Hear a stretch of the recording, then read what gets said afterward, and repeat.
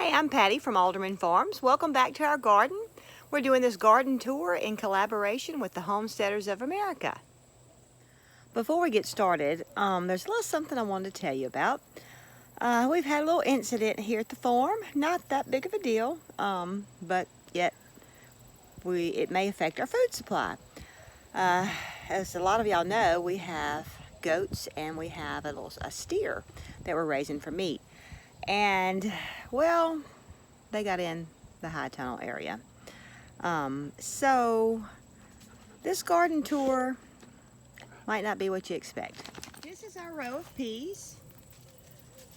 They were doing really good, a little too good. I was really concerned. If you can see, this is the strings that were left from the tomatoes.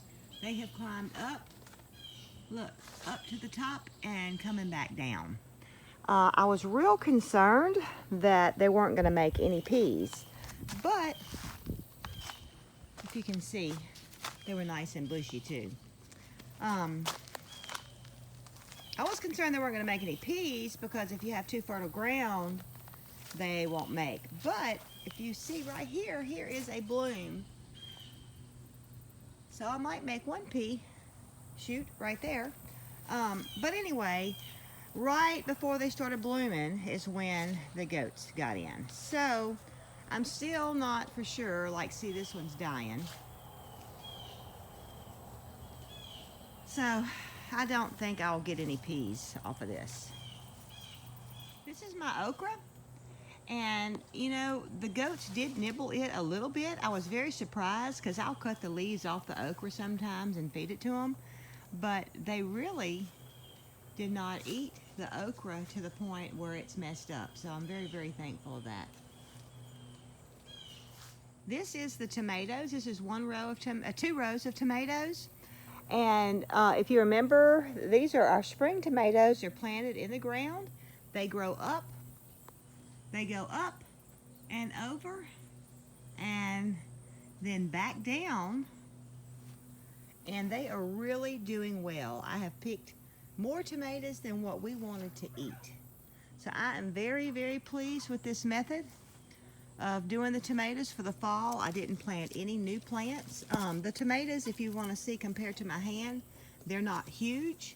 They have had some bug issues a little bit, but not to the point that we couldn't get tomatoes. So I really, really like doing the tomatoes like this. There's a nice ripe one right there. Only thing is, I'll have to get the step stool to get that one. It's kind of up high, but it really has worked out well doing the tomatoes like this. This is my yellow squash that I planted in between the tomatoes that I kept. I didn't keep all the tomatoes because some of them just didn't look good enough.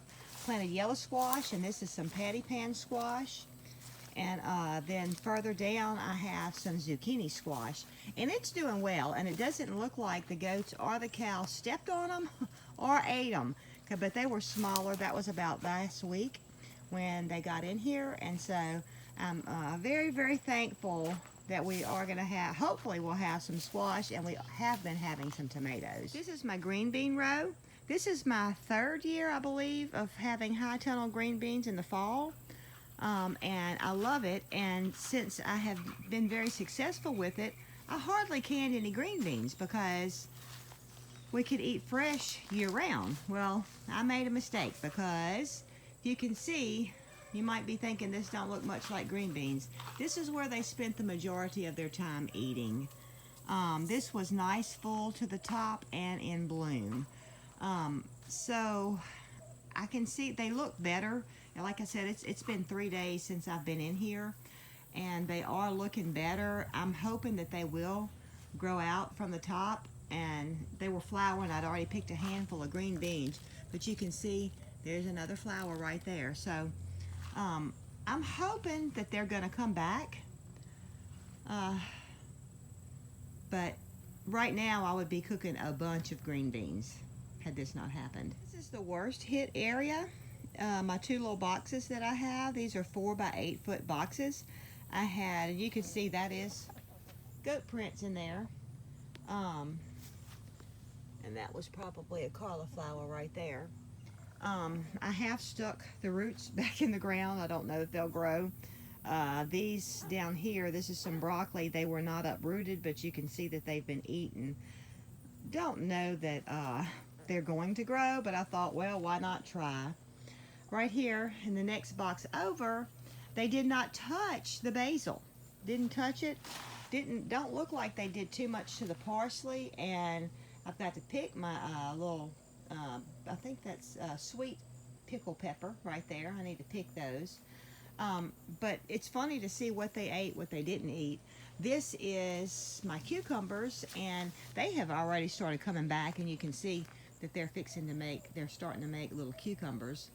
And so I was very pleased that they didn't get them. My bell peppers, you see that's a bell pepper right there. I need to get it pulled up.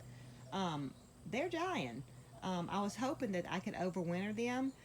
Right there is my eggplant, and it's still going strong. Goats didn't touch it, so surprise, surprise. Right here is a banana pepper, and it's been looking poor. You know, it's the time of year it's starting to get a little cool here that they start dying back, but I was going to really try and overwinter my peppers. I haven't been in here. I was very aggravated. I haven't been in here in about 3 days. Here's another little cucumber. And I have ants. If you see the ant bed right there, we're down south and we really have a lot of ants.